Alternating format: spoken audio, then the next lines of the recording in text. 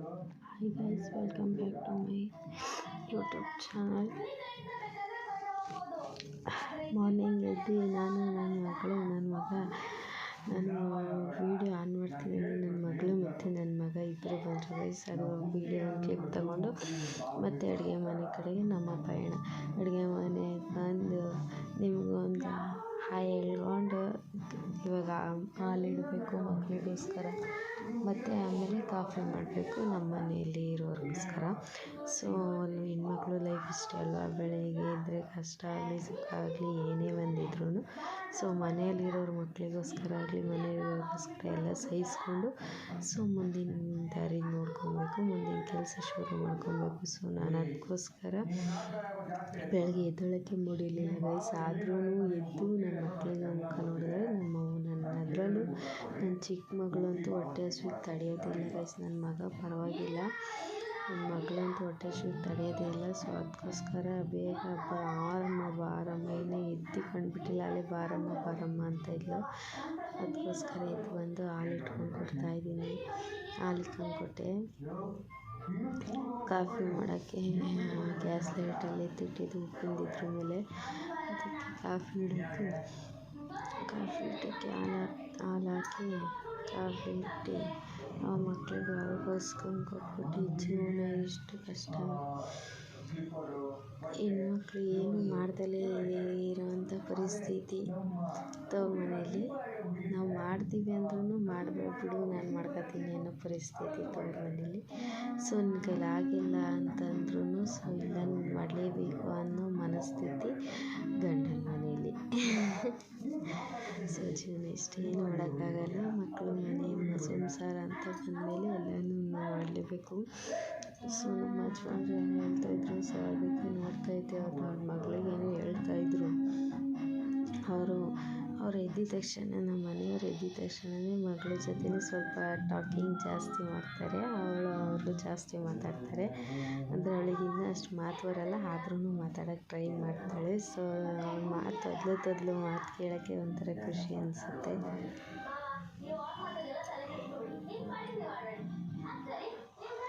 Coffee ಇಟ್ಕೊಂಡು ಅಲ್ಲೇ ಲೈಟಾಗಿ ಒಂದು ವಾಕ್ ಮಾಡ್ತಾಯಿದ್ದೀನಿ. ಬಿಸಿನೀರು ಕುಡಿಬೇಕಾಯ್ತು. ಸೊ ಇವತ್ತು ಸ್ಕಿಪ್ ಆಗಿಬಿಡ್ತು, ಬಿಸಿನೀರು ಕುಡಿದು ಮರ್ತುಬಿಟ್ಟೆ. ಅದಕ್ಕೆ ಅಲ್ಲೇ ಲೈಟಾಗಿ ಒಂದು ನಿಧಾನಕ್ಕೆ ವಾಕ್ ಮಾಡ್ತಾಯಿದ್ದೀನಿ.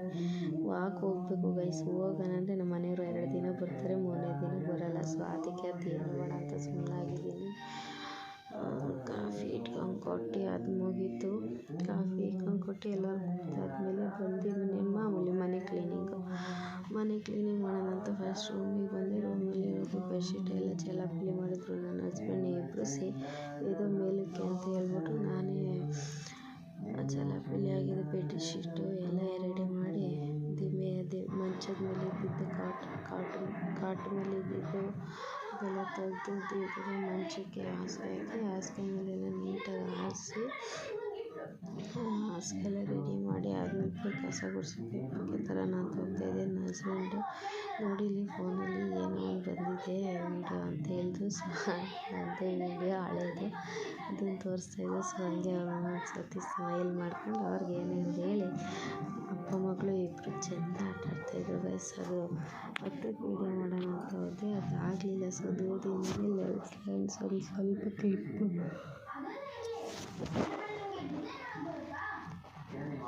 ತಗೊಂಡಿದ್ದೀನಿ ಗೈಸ್ ನೋಡಿ.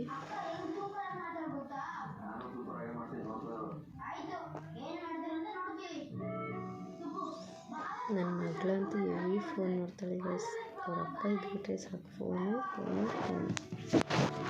ಮತ್ತು ಮಾಮೂಲಿ ಕಸ ಗುಡಿಸೋಣ ಅಂತ ಬಂದೆ. ಕಸ ಗುಡ್ಸೋಕೆ ಫೋನ್ ಇಡಬೇಕಲ್ಲ ಗೈಸ್. ನನ್ನ ಹತ್ರ ಇದಿಲ್ಲ, ಫೋನ್ ಇಡುವಂಥದ್ದು ಇಲ್ಲ. ಸೊ ಅಲ್ಲಿ ಫೋನ್ ಇಟ್ಕೊಂಡು ವೀಡಿಯೋ ಸ್ಟಾರ್ಟ್ ಮಾಡಿರೋದು. ಇವಾಗ ಕಸ ಗುಡಿಸ್ತಾ ಇದ್ದೀವಿ. ಕಸ ಗುಡಿಸಿ ಮತ್ತು ಬಾಗಿಲು ತೊಳಿಬೇಕು ಗೈಸ್. ಅದಕ್ಕೆ ಕಸ ಗುಡಿಸ್ಬಿಟ್ಟು ಆಮೇಲೆ ಬಾಗಿಲು ತೊಳ್ಕೊಡೋಣ, ಎಲ್ಲ ಕ್ಲೀನಾಗಿ ಬರುತ್ತೆ ಅಷ್ಟೊತ್ತಿಗೆ ಅಂತ ಹೇಳ್ಬಿಟ್ಟು ಕಸ ಗುಡಿಸಿ ನೋಡಿ ಗೈಸ್. ರಾತ್ರಿ ನಾನು ಚೈನ್ ಕಿತ್ತೋಗ್ಬೋದು. ಸೊ ಅದನ್ನು ತೋರಿಸ್ತಿದ್ದೀನಿ. ನೈಟ್ ಮಲ್ಕೊಂಡಿದ್ದಾಗ ಅದೇನು ಕಟ್ಟಾಗ್ಬಿಟ್ಟೈತೆ, ಕಿತ್ತೋಗಿತ್ತು.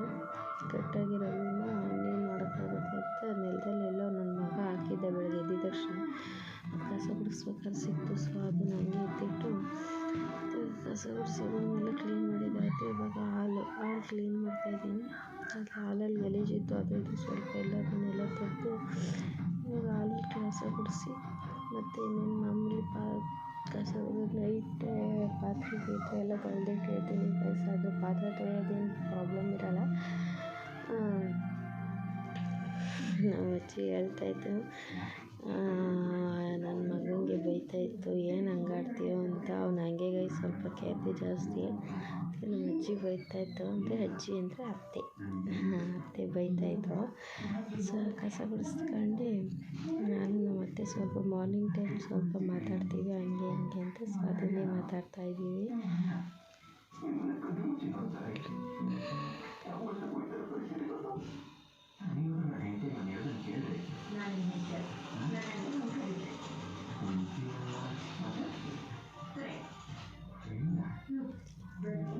ನನ್ನ ಮಗ ಚಿಂಟು ಟಿ ವಿ ನೋಡ್ತಾಯಿದ್ದ, ಅದು ನೋಡ್ಕೊಂಡು ಕ್ಲೀನ್ ಮಾಡಿಕೊಂಡು ಮಾಡ್ತಾಯಿದ್ದೆ ಗೈಸ್.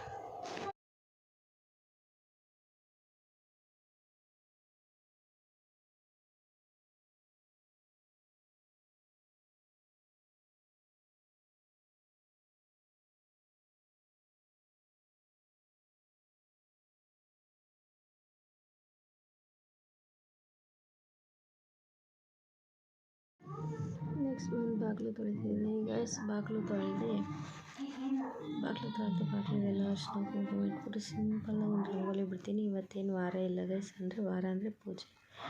ನಾವು ಮಂಗಳವಾರ, ಗುರುವಾರ ಮತ್ತು ಶನಿವಾರ ಅಷ್ಟೇ ವಾರ ಮಾಡೋದು. ಸೊ ದಿನ ಬಾಗಿಲು ತೊಳಿತೀನಿ. ಮಕ್ಕಳು ಆಟ ಆಡ್ತಾ ಇರ್ತಾರಲ್ಲ, ಏನಾದರೂ ಗಲೀಜು ಮಾಡ್ತಾರೆ, ಅದಕ್ಕೆ ಬಾಗಿಲನ್ನ ತೊಳೆದು ನೀಟಾಗಿ ರೆಡಿ ಮಾಡ್ತಾಯಿದ್ದೀನಿ.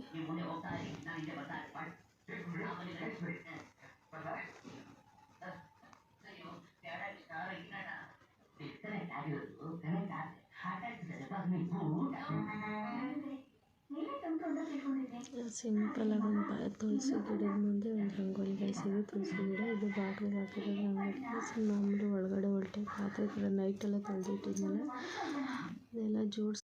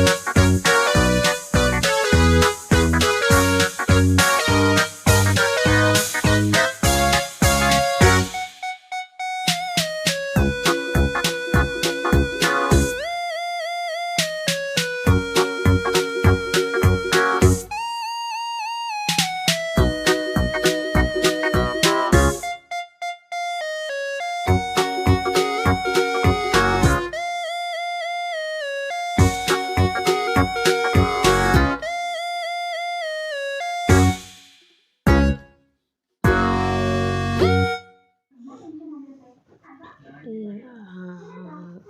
ಚಿತ್ರಾನ್ನ ಮಾಡೋಣ ಅಂತಂದರೆ ಚಿತ್ರಾನ್ನಕ್ಕೆ ಬೆಳ್ಳುಳ್ಳಿ, ಹಸಿರುಕಾಯಿ ಮತ್ತು ಶುಂಠಿ ಈ ಮೂರನ್ನು ರುಬ್ಕೊಂಬಿಟ್ಟು ಹಾಕ್ತೀನಿ ನಾನು. ಸ್ವಲ್ಪ ಟೇಸ್ಟ್ ಎಕ್ಸ್ಟ್ರಾ ಬರುತ್ತೆ, ಚೆನ್ನಾಗಿರುತ್ತೆ.